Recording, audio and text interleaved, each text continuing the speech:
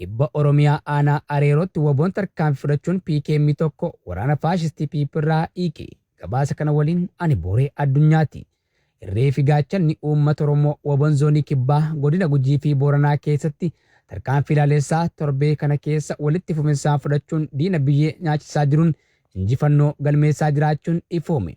Har'a onkololees tokko 2025 ganama keessaa toora sa'aatii 1:47tti godina Booranaa aanaa Areeroo ganda dhidhiillee keessatti jabeen waboo tarkaanfii ilaalessaa loltoota goolestuu bilchiginnaa irratti fudhateen 11 battalatti yommurraa ajjeesuu 7 ammoo madoo cimtuudhaan adabuun loltuu tokkos jira harkaan qabeera.